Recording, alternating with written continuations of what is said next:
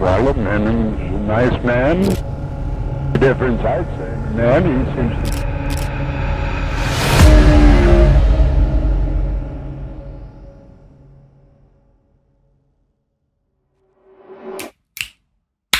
Bienvenidos una vez más a mi canal de YouTube. Hoy vamos a adentrarnos en la vida de uno de los criminales más extraños de la historia de Estados Unidos, el famoso Ed Gein, también conocido como el carnicero de Plainfield. Pero no vamos a comenzar con los crímenes, sino que vamos a empezar mucho antes, porque ninguna persona realiza estas acciones de la nada. Para entender a Ed Gein necesitamos entender primero a sus padres, sus infancias y cómo esas heridas tempranas se transformaron en lo que lo moldearon.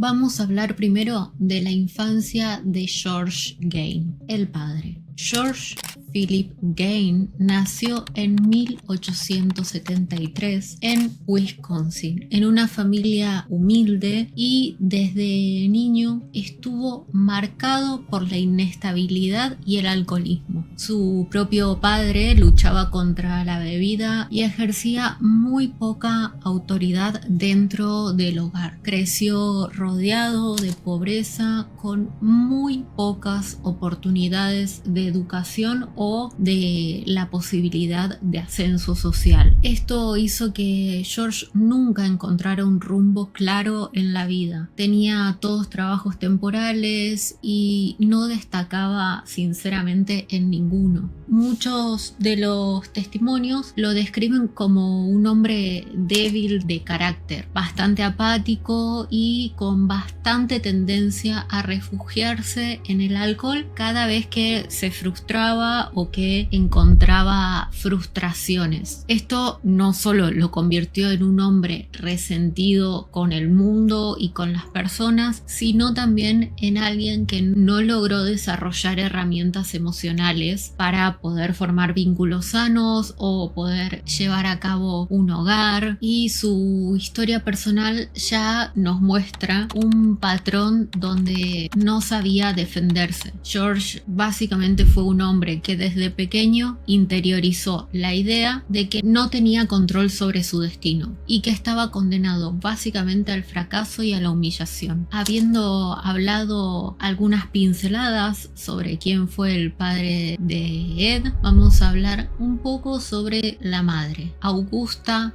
Gein.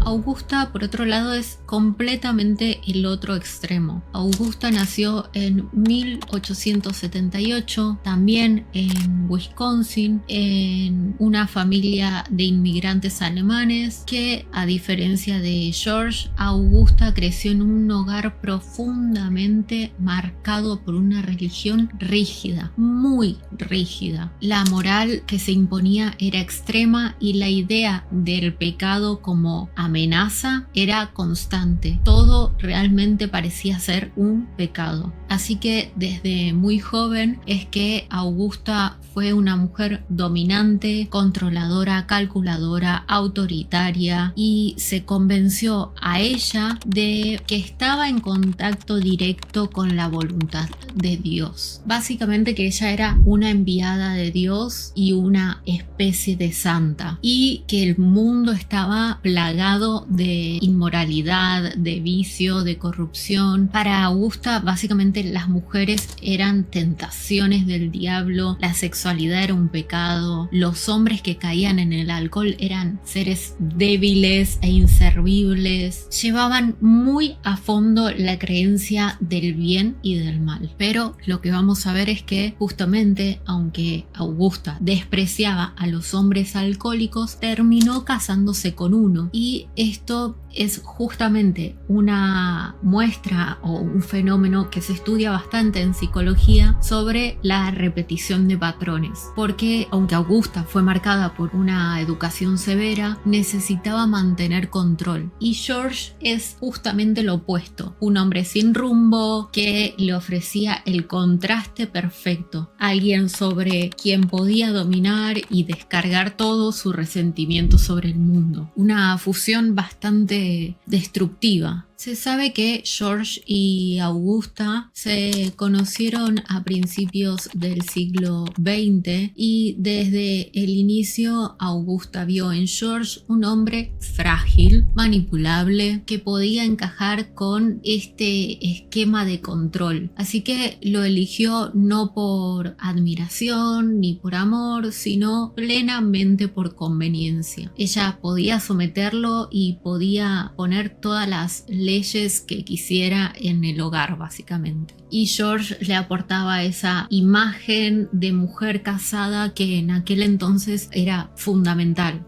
Recuerden que en aquellas épocas, si no estabas casada, eras mal vista. La necesidad de formar una familia era bastante imprescindible. Así que se casaron en el 1900 y la relación rápidamente, como no podía esperarse otra cosa, se transformó en un carácter disfuncional. Augusta despreciaba abiertamente a George, lo llamaba inútil, fracasado y todo lo que ella creía que eran los hombres alcohólicos y los hombres en sí. George, incapaz de defenderse, se refugiaba cada vez más y más en el alcohol y descargaba toda su impotencia con violencia hacia Augusta. La dinámica que había en el hogar se convirtió básicamente en un campo de batalla donde Augusta imponía sus ideas religiosas y George se iba cada vez más apagando como figura paterna, como figura de hombre, como figura de acción. Y acá es que también va a aparecer algo clave, que es que Augusta no solo odiaba a su marido, sino que odiaba a todos los hombres, sobre todo los hombres débiles e impotentes, pero también odiaba a las mujeres, así que básicamente odiaba a las personas. Y paradójicamente criaría a sus hijos para que dependan solo de ella, básicamente para que sean inútiles y no tengan autonomía emocional.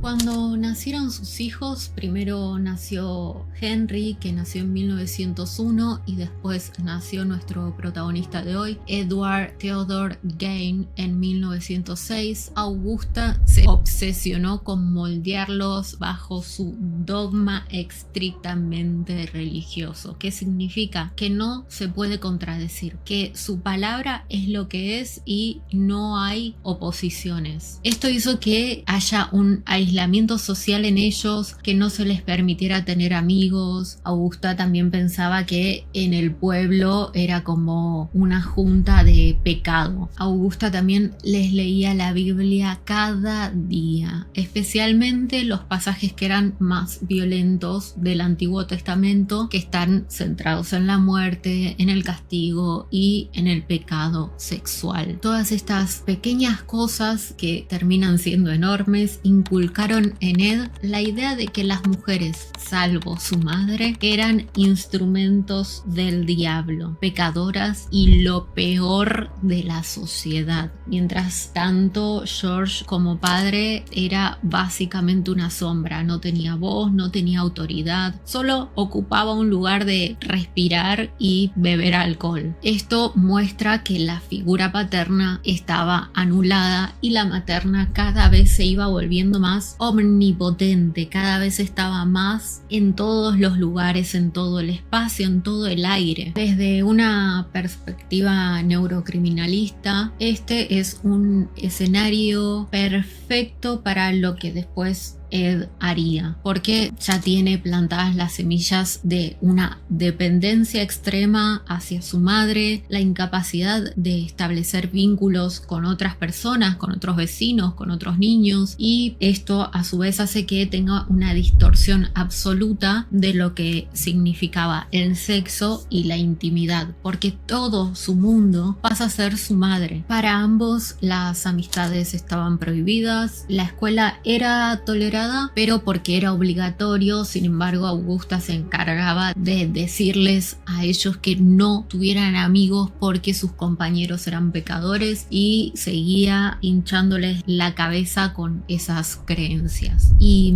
los niños, en vez de poder salir a jugar a la tarde, estaban ocupados escuchando cómo su madre les leía la Biblia. Para los ojos de cualquiera de los vecinos, de los maestros, Ed y Henry eran niños retraídos, tímidos y algo extraños, que siempre estaban apartados del resto, pero no sospechaban que fuera por el adoctrinamiento constante que sucedía en su casa, digamos, puertas adentro, ¿no? Henry, siendo el mayor, desarrolló un cierto grado de resistencia interna. Con los años él pudo comenzar a cuestionar, aunque lo hacía en silencio, y mostraba también ciertos signos de independencia, y era más realista a la hora de evaluar la vida fuera del círculo familiar. Él olía que algo no estaba bien en cómo se vinculaban con su madre, pero Ed, en cambio, se convirtió en el hijo perfecto para Augusta: obediente, callado, dócil y profundamente apegado a ella. Él era incapaz de contradecirla, y con el tiempo transformó ese apego en una dependencia emocional absoluta. Y este contraste es fundamental para entender una tragedia que viene luego. Mientras Henry intentaba de a poco ir alejándose sobre la influencia de su madre, Ed, por otro lado, se hundía más en la red de Augusta. Los vecinos llegaron a contar y a hacer confesiones de que desde muy chico Ed se reía solo, hablaba consigo mismo. Algunos decían que parecía vivir en un mundo paralelo, y este tipo de conductas, si las analizamos hoy, sugieren la presencia de un aislamiento temprano, dificultades en el desarrollo de habilidades sociales, también una posible predisposición a la esquizotipia. ¿Y qué es la esquizotipia? Es un conjunto de rasgos de personalidad que se parecen a los de la esquizofrenia, pero no llegan a constituir una enfermedad. Son pinceladas de lo que es la esquizofrenia, y estas características principales, estas pinceladas, suelen ser principalmente los pensamientos mágicos o creencias inusuales, como supersticiones fuertes, creer en la telepatía, pero no creer solo como hipótesis, sino creer desde la experimentación. Otra de las características son las experiencias perceptivas raras, como sentir presencias, ver significados ocultos, imaginarios, ¿no? Y un estilo cognitivo también divergente, hacer asociaciones extrañas, la creatividad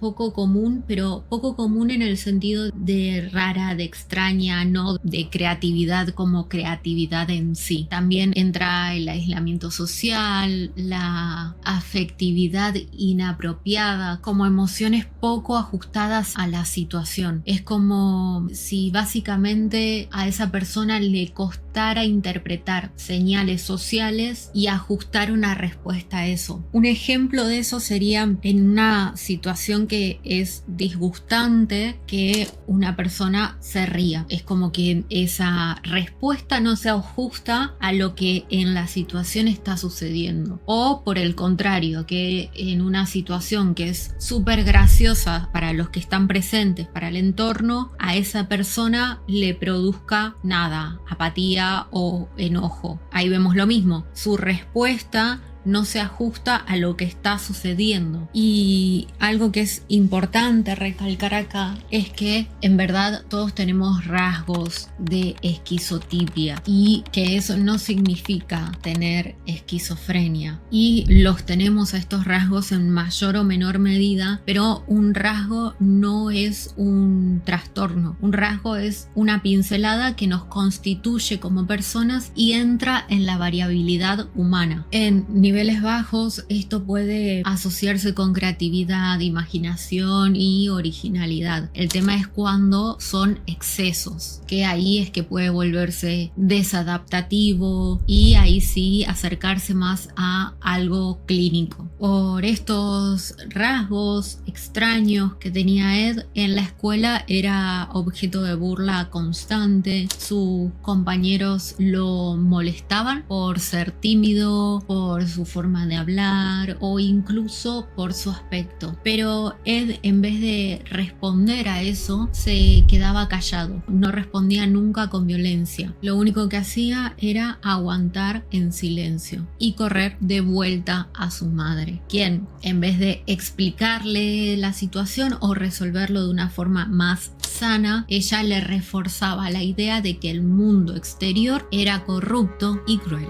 y que solo ella era quien lo protegía. Así que Ed cada vez internalizaba más la dependencia hacia Augusta como la única figura de amor y de protección. Esto al mismo tiempo iba generando que Ed desarrollara un miedo inconcebible hacia el entorno externo y hacia lo que fuera ajeno a ella, incluso a desconfiar de todo lo que no fuera ella. En la misma línea de pensamientos que Augusta le comentaba y les hacía saber sobre el pecado de la sexualidad, es que tampoco les permitía tocarse los genitales o hacer su propia exploración sexual, mucho menos tener novias, así que todo esto también en la mente iba formándolos. Y el único modelo femenino positivo que Ed comenzaría a concebir era Augusta, y esto desde la psicología hay varios expertos que lo señalan como un complejo llamado complejo de Madonna, que básicamente es la mujer es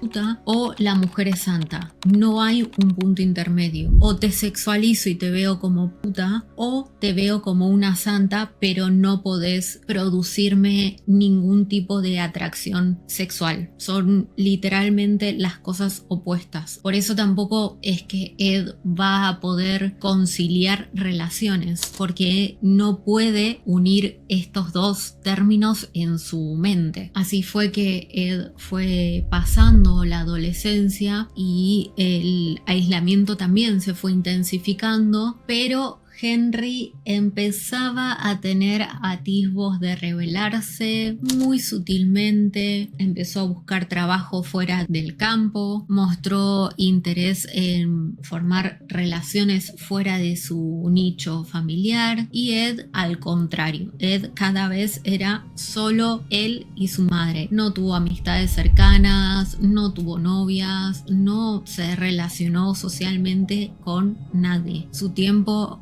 básicamente lo pasaba ayudando a su madre en las tareas, en los labores de la granja, escuchando los sermones que Augusta le hacía y obedeciendo la palabra santa de Augusta. Esta falta de experiencias sociales y básicas como los primeros amigos, los primeros enamoramientos, lo que lleva al aprendizaje de la autonomía, es crucial desde una perspectiva neurológica, porque el cerebro necesita ir formando las conexiones neuronales que luego nos constituyen, y eso hace que Ed nunca haya tenido la oportunidad de ejercitar las áreas cerebrales de la empatía, de la reciprocidad emocional, del manejo de las frustraciones sociales. Realmente es como que el cerebro se moldea de una forma retorcida. Para mediados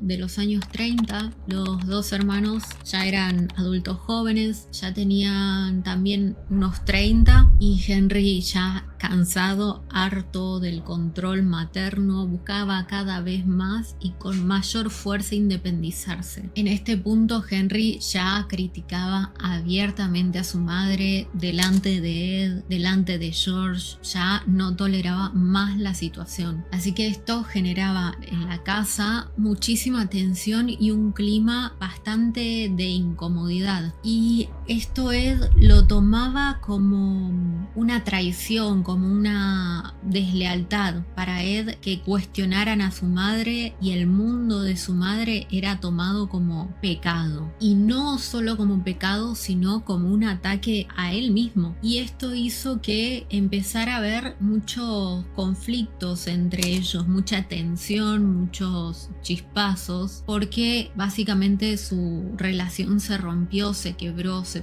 fracturó debido a estas formas tan paralelas y opuestas de pensar. Esa tensión en la adultez hizo que se vaya convirtiendo en algo insostenible. Y este es el punto en donde empieza a adquirir un tinte más trágico. El camino que lleva a Ed a quedar completamente solo bajo la sombra de su madre. Los dos hermanos permanecían en la granja, trabajaban en la tierra, como ya dijimos, y haciendo reparaciones, pero el reparto de roles era bastante desigual. Henry era muy práctico, con los pies en la tierra, bastante hay que hacer esto y esto se hace. Buscaba que la granja siguiera funcionando porque de ahí obtenían sus ingresos para poder vivir. En cambio, Ed solo respondía a lo que su mamá le pedía, y no solo lo que ella le pedía, sino que tenía que su mamá estar supervisándolo, porque si no él no hacía nada. Y no porque no quisiera, sino que porque necesitaba la mirada constante de aprobación de su madre. Si no estaba bajo el ala de su madre, él básicamente era como que se paralizaba. A estas alturas, Augusta ya era una mujer bastante mayor y con su carácter más endurecido por el paso de los años. Seguía despreciando a George, y George básicamente con el paso de los años se había hundido más y más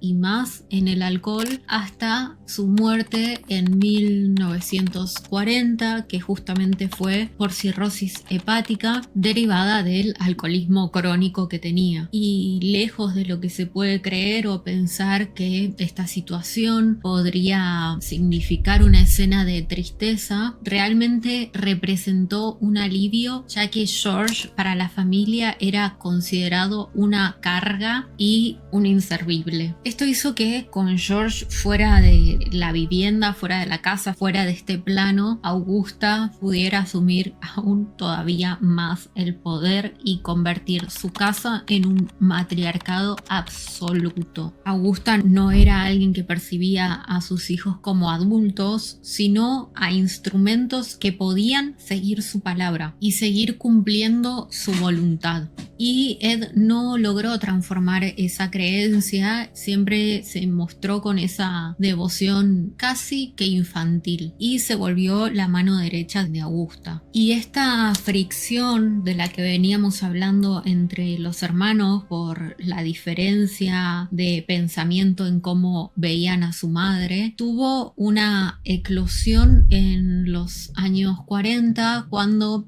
Henry empezó a salir con una chica del pueblo. Ed lo sabía y en la cabeza de Ed esto representaba que estaba construyendo un vínculo afectivo fuera del control de su madre, fuera de alguien que no era su madre, y Augusta jamás lo hubiera tolerado. Sin embargo, en conversaciones y en testimonios que luego dieron sus conocidos, se sabe que Henry en ciertas situaciones y en ciertos momentos logró decirle a Ed que el vínculo y la relación que tenía Augusta con Ed eran enfermizos, pero obviamente Ed no no creía esto, no solo que no lo creía, sino que lo aborrecía. Y estos, en la mentalidad de Ed y en la psiquis de Ed, es un ataque a la identidad. No son solo palabras, no son solo actos, son un ataque a quien Ed es y a cómo se formó Ed. En la psiquis de Ed no había lugar para que alguien externo a su madre lo contrariara o contrariara a su madre, inclusive siendo su hermano. Y esta es la construcción de devoción de la lealtad que Augusta logró construir sobre Ed. Así que para el 16 de mayo de 1944, un incendio se desató en los campos de la granja, mientras que los hermanos estaban trabajando juntos y trataron de apagarlo. Se sabe que cuando se hizo más tarde, más de noche, Ed reportó que perdió de vista a Henry, que no sabe en dónde estaba o qué le sucedió, pero cuando los bomberos llegaron y peinaron la zona, encontraron el cuerpo de Henry tendido en el suelo. La causa oficial es asfixia por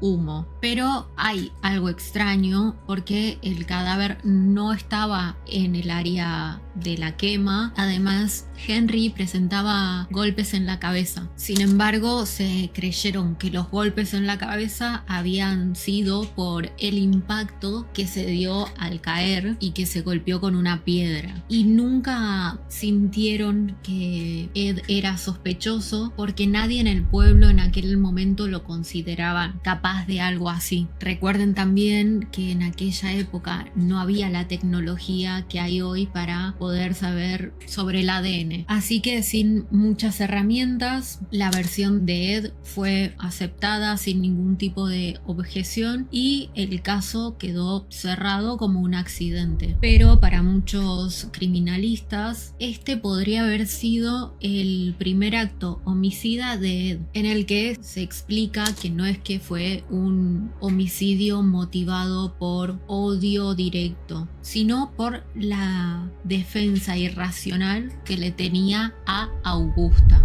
Tras la muerte de Henry, Ed quedó como único hijo en la casa y como la única figura masculina. Lo que para cualquiera habría sido una desgracia, para Ed significó lo contrario. Ahora tenía su madre solo para él. Su madre solo le pertenecería a él. Sin embargo, para Augusta, la pérdida de Henry la hundió en una tristeza y en una depresión muy profunda. Así que el vínculo que con Ed fue aún más sofocante. Sin embargo, Ed no lo vivía como algo sofocante o como algo de sobreprotección. Y básicamente pasaban todo el tiempo juntos, trabajando, rezando, leyendo la Biblia. Incluso hay testimonios, pero solo son testimonios, no es algo que esté probado. Se cree que dormían juntos, lo cual no sería tan errado pensarlo por el vínculo que tenían. Pero eso no duró mucho, ya que para finales de 1945, o sea, un año y unos meses después de la muerte de Henry, Augusta sufrió una serie de derrames cerebrales que la dejaron bastante debilitada, y Ed obviamente la cuidó con una devoción absoluta, pero en diciembre de ese año Augusta murió. Para Ed este fue el quiebre definitivo. Su madre, la única persona que amaba, había muerto, y con ella básicamente el mundo entero, porque el mundo entero era ella. Esto obviamente trajo consecuencias psicológicas inmediatas. Ed comenzó a sellar la casa, dejando intacta la habitación de su madre, que la empezaría a usar como un santuario, y solo habitaba en un pequeño espacio en la cocina y el sótano. pero con el tiempo esto se fue llenando de suciedad, de basura, de desorden, y Ed convivía con eso. Su contacto con el exterior se vio muchísimo más reducido y se redujo a trabajos ocasionales como tareas comunitarias menores para obtener algo para poder seguir viviendo. Y algo que es importante señalar acá también es que Augusta funcionaba como un ancla emocional, y cuando alguien con una estructura de personalidad dependiente, con el componente que se cree que Ed también tenía desde chico, como los rasgos esquizoides e incluso el desarrollo social mutilado, esto de que no había tenido contacto social normal con otras figuras, pierde a la persona que representa la figura de apego, empieza un derrumbe psíquico. Y piensen también que Ed en menos de 5 años perdió a toda su familia, a su padre por el alcohol en los 40, a su hermano en el 44 de esta manera extraña y a Augusta en el 45. Entonces, para la mayoría, la pérdida de un ser querido ya es en sí una experiencia devastadora, pero en el caso de Ed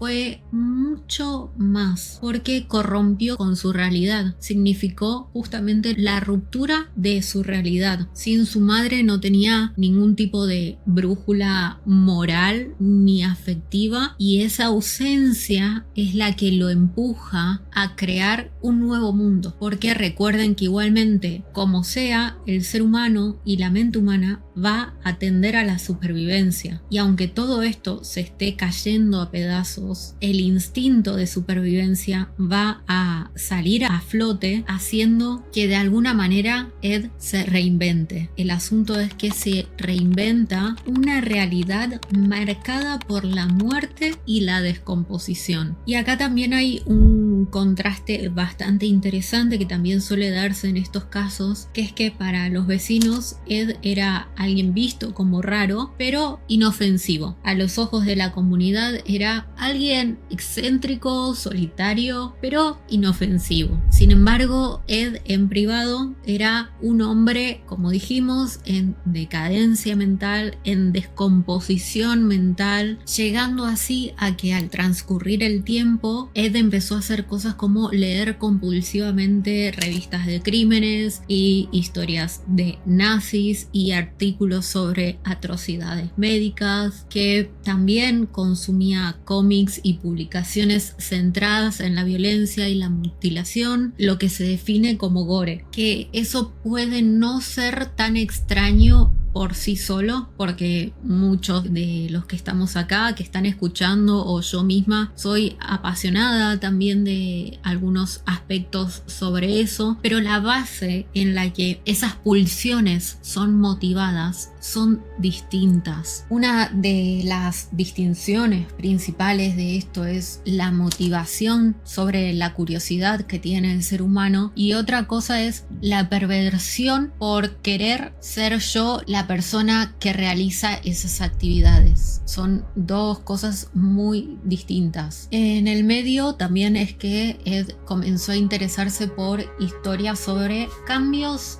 de sexo y experimentos médicos con cuerpos humanos. Entonces, en el conjunto de todas las cosas es que está lo disfuncional, porque desde la neurocriminología esto, el conjunto de cosas, apunta a un intento de querer recrear o controlar el cuerpo femenino como para sustituir a la madre que él había perdido. Y a eso es también a lo que me refiero con la motivación, porque lo que impulsa la motivación no es la misma. Un médico, por supuesto que tiene que experimentar en cuerpos, y por supuesto que tiene que aprender y saber y conocer sobre experimentos médicos, pero su motivación es la vida, es lograr la salud salud. En cambio, en Ed es sustituir a su madre, lograr crear a su madre. Si llegaste hasta acá y te está gustando o no te está gustando, dale like, suscríbete, activa la campanita para que cada vez que yo suba un nuevo caso te avise. Y gracias por hacerme el aguante. Seguimos.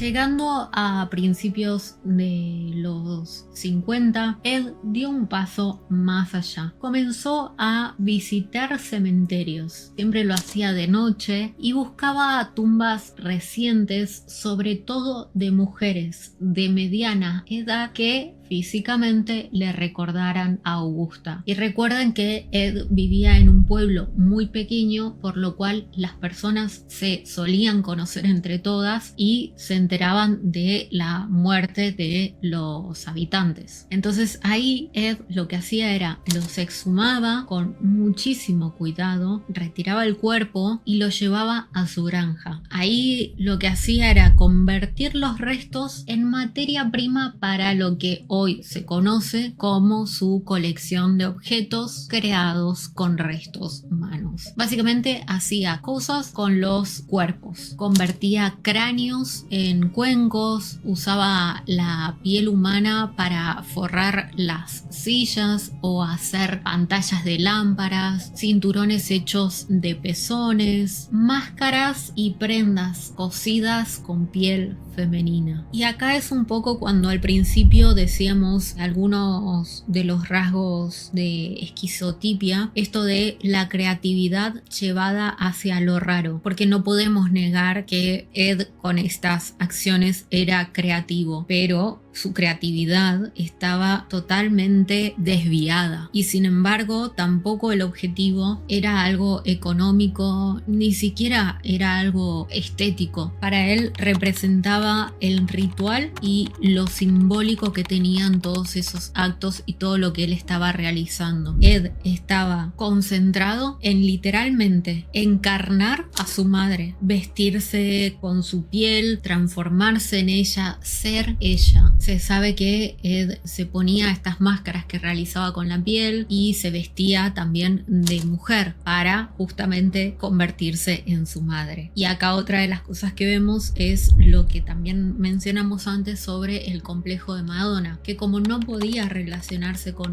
mujeres vivas por cómo se había constituido su mentalidad y porque eso lo llevó a dividirlas en santas o en pecadoras, y para él la única mujer que había era Augusta, al apropiarse de un cadáver evitaba por un lado el contacto real, que el cuerpo estaba sin vida, pero obtenía los cuerpos pudiéndolos controlar y moldear sin que se resistieran. Esto, como ya mencionamos, muestra un trastorno esquizotípico de la personalidad por el aislamiento, por los pensamientos mágicos, por las risas inapropiadas, por las ideas extrañas. También aparece lo que se llama necrofilia parcial, porque no tiene que ver tanto con el acto sexual del cuerpo, del cadáver, sino más bien con la manipulación de los cuerpos y el fetichismo de los objetos en torno al cuerpo. También se cree que presentaba algún tipo de disociación de identidad, porque al confeccionar los trajes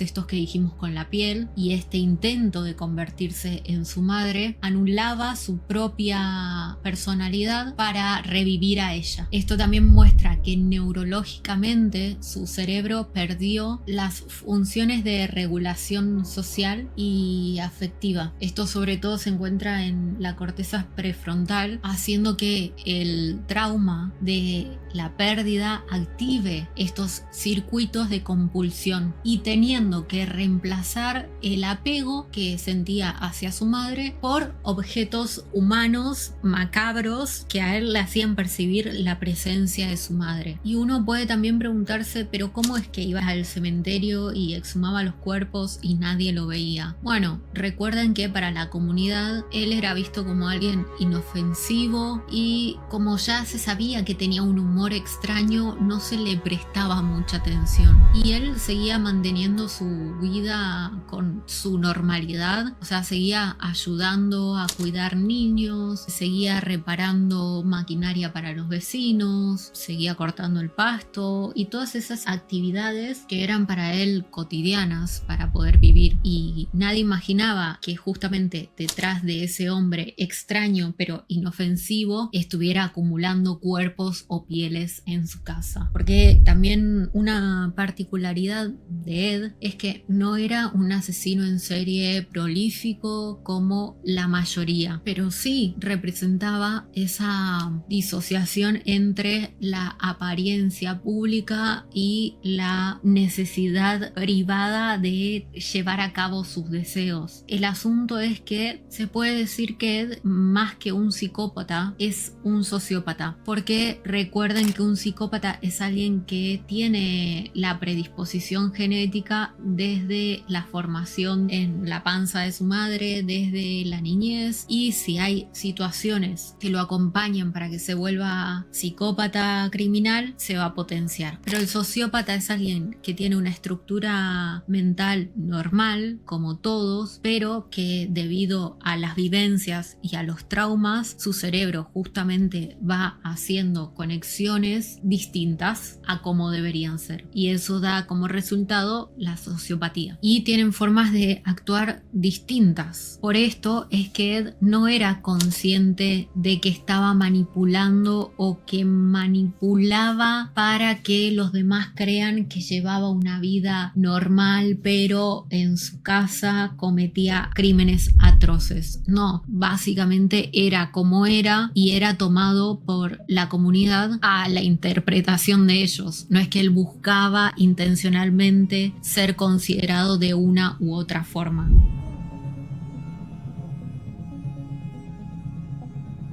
Vamos a hablar ahora de Mary O'Kane. Mary era la dueña de una taberna en Plainfield y era conocida por una mujer de carácter muy fuerte. Imagínense que para llevar adelante, siendo mujer en aquellos años, una taberna, tenés que tener desarrollado justamente un carácter así. Además era conocida por el carácter vulgar que tenía, la forma de hablar vulgar y por haber vivido una vida bastante diferente a la que Augusta predicaba. Mary era una persona que vivía su sexualidad muy libremente y esto para Ed representaba justamente el otro extremo de lo femenino, de lo permitido y de lo sano. Ella era independiente, tenía un aura sexual bastante fuerte y era muy liberal. Entonces, en una noche de diciembre de 1954, Mary desaparece de su bar. Nadie sospechó de Ed, aunque en el pueblo algunos lo escucharon hacer comentarios bastante inquietantes porque llegó a decir con su humor torcido en conversaciones: Mary no está desaparecida, está en mi casa. Pero todos se lo tomaban como un chiste mal gusto y ya. Lo cierto es que Ed había entrado al bar, le disparó con una pistola calibre 32 y trasladó el cuerpo hasta su granja. Según las reconstrucciones que se hicieron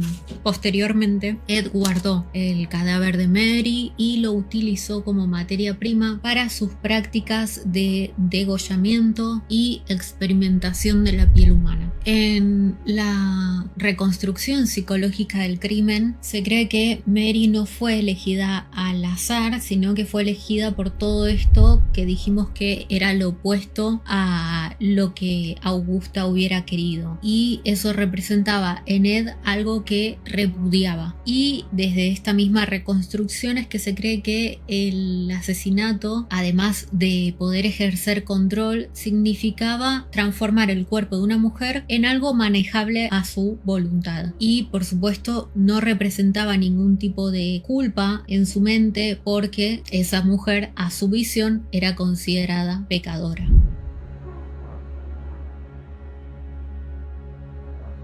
3 años después, el 16 de noviembre de 1957, Ed vuelve a repetir el mismo patrón con una mujer llamada Bernice Worden. Era la dueña de la ferretería local. Ese día Bernice atendía sola el local y Ed fue visto rondando desde temprano y rondando desde el día anterior. Y se sabe que en el libro de ventas, en el registro de ventas, el negocio mostraba que la última transacción, el último ticket que se había registrado fue un anticongelante vendido a nombre de Ed Gein. Esa misma tarde, el hijo de Bernice denunció su desaparición y también propuso la idea de que podía ser Ed, ya que Ed venía desde hace semanas intentando hacer que Bernice quiera salir con él. Así fue que la policía también halló el último ticket en donde estaba esta compra. Fueron a la granja y en la granja se hicieron los hallazgos del cuerpo de Bernice, que se encontraba decapitado, colgado boca abajo como un animal de caza, que estaba abierto desde el torso. En las inspecciones posteriores, la policía halló un escenario muy grotesco que marcó sin dudas la criminología hasta el día de hoy. Se encontraron los cráneos convertidos en las tazas, las máscaras hechas con la piel humana, los asientos tapizados con piel, la ropa y los trajes confeccionados con la piel de las mujeres, órganos guardados en frascos, y entre los restos también se identificaron partes humanas de al menos de 15 mujeres. Había partes de pezones, había partes de la vagina, pero solo pudieron confirmarse oficialmente los asesinatos de Mary Hogan y Bernice Worden. El resto provenía de exhumaciones en cementerios que Ed confesó que desenterraba los cadáveres recientes de mujeres que le recordaban a su madre. La compulsión de Ed, como ya mencionamos un poco, no era matar, sino recrear el objeto de vínculo con su madre. Sus actos no respondían a la lógica de lo que hasta ese momento se conocía como un asesino serial motivado por poder o por placer sexual directo, sino más bien era interpretado y es interpretado como una psicosis con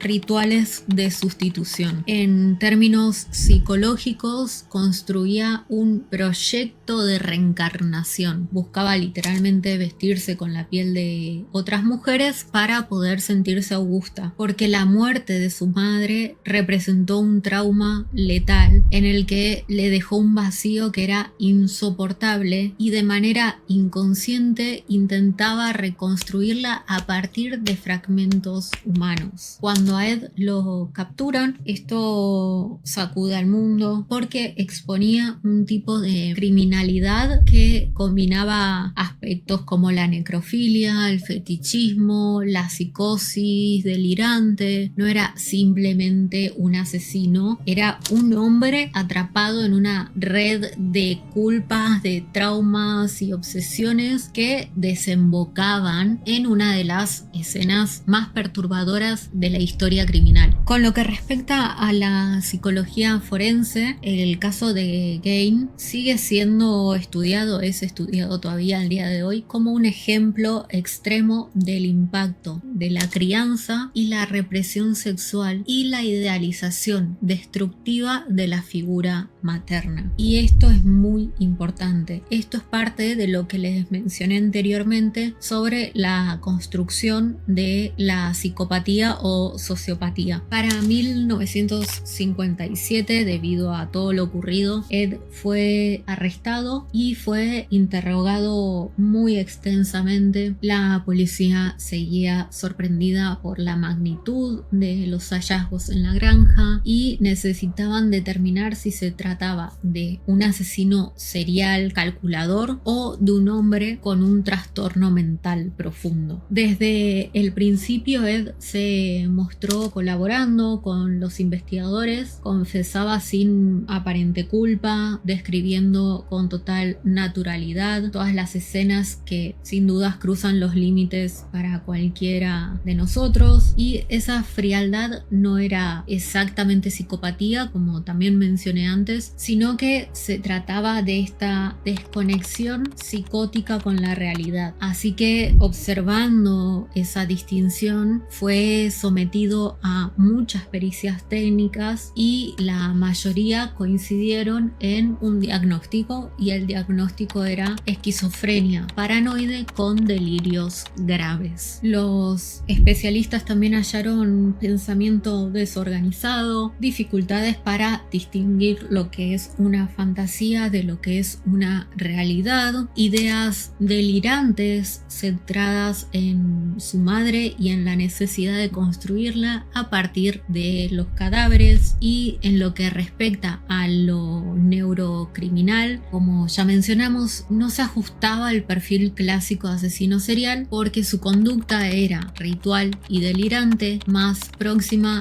a la psicosis que al sadismo, como en la mayoría de los otros casos. Para enero de 1958 se lo declaró incompetente para enfrentar un juicio y fue trasladado a instituciones psiquiátricas en lugar de ir a una prisión. Allí pasó más de una década internado antes de que en 1968 los médicos concluyeron que estaba lo suficientemente estable con la medicación que le proporcionaban como para poder ser juzgado. En ese juicio se analizó únicamente el caso de Bernice Worden, porque el de Mary Hogan quedó fuera por falta de pruebas forenses sólidas, aunque Ed lo había confesado. El tribunal lo declaró culpable de asesinato en primer grado, pero legalmente insano. Esto significa que aunque había cometido el crimen, no era plenamente responsable de sus actos por su estado mental. Esto llevó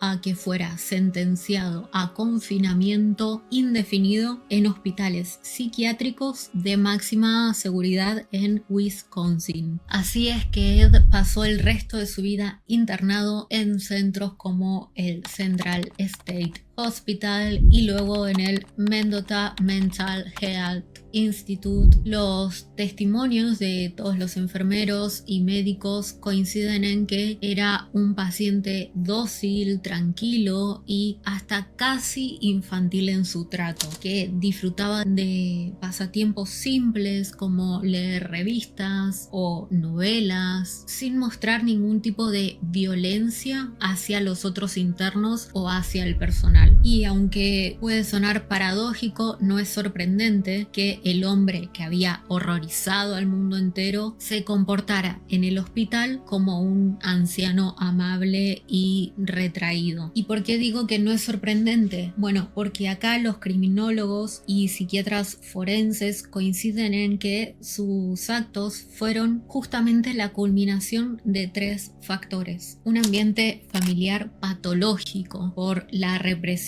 religiosa y la figura dominante de Augusta; por otro lado, los rasgos de personalidad vulnerables como el aislamiento social, haciendo que esto desemboque en un posible déficit en el desarrollo socioemocional; y número 3, en una psicosis activa, estos delirios que están centrados en la madre, que lo llevaron a exhumar los cuerpos y a confeccionar con restos humanos. ¿Qué significa? Que su mente enferma lo llevó a crear un universo en donde transgredir los límites se volvió su única forma de conectar con la madre perdida, su todo. Los años fueron pasando y Ed murió en 1984 a los 77 años de edad por insuficiencia respiratoria y cáncer en el hospital psiquiátrico de Mendota. Su tumba en el cementerio de Plainfield fue objeto de vandalismo mismo incluso al día de hoy, porque como suele pasar con todos los asesinos de este alcance mediático, suelen ser profanados, suelen ser robados y todo por esa concepción morbosa, ¿no? Como vemos, Ed Gein nunca salió de las paredes de un hospital psiquiátrico y su historia quedó marcada como el caso que inspiró a muchos personajes del cine de terror. A Norman Bates en Psycho, a Leatherface, más conocido como Bubba en La Masacre de Texas, y a Buffalo Bill en The Silence of the Lambs. Más allá del mito y de todo lo que se fue recreando y de todas las licencias artísticas que se fueron haciendo, hasta el día de hoy persiste el estudio de cómo una infancia marcada por el control materno, un entorno de aislamiento y una mente psicótica sin acompañamiento y sin tratamiento clínico puede desembocar en crímenes que todavía al día de hoy estremecen la criminología y la cultura popular.